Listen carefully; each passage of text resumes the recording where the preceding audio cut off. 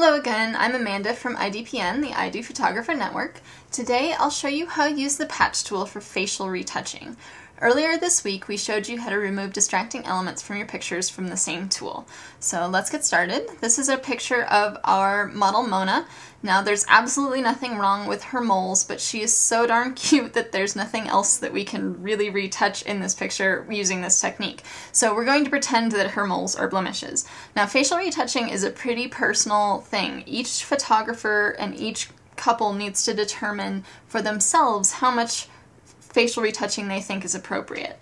So today, again, we're going to use the patch tool, and the patch tool lives on your toolbar over here, and it might be hiding under something else. You may have to hold down something like the healing brush tool or the red eye tool, and then scroll down and grab the patch tool. Now we're going to zoom on in on her moles here. Now the patch tool works by blending together whatever you initially lasso and a secondary source. So you just lasso around, click and drag, and then it gets rid of it. What the patch tool does really well is match textures.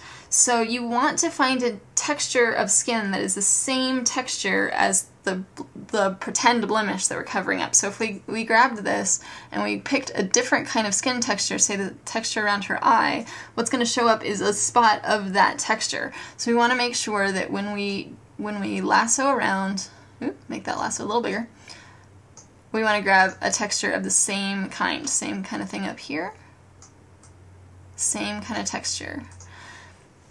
Now you can also use the patch tool to edit bigger areas like these fine lines under her eye, but you want to be very cautious about how you do this. We don't want her to end up looking plastic and weird. Again, the most important thing is texture. So if we grab this area, we don't want to go too far. We don't want to go all the way over here to her cheek to get a really smooth texture.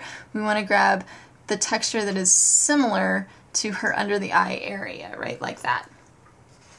So thank you again for checking out our quick and easy tutorials. Be sure to check out the rest of our videos by subscribing to our channel or visiting our resource library and blog listed in the description below. Thank you again from IDPN, the I Do Photographer Network, at www.idophotonet.com.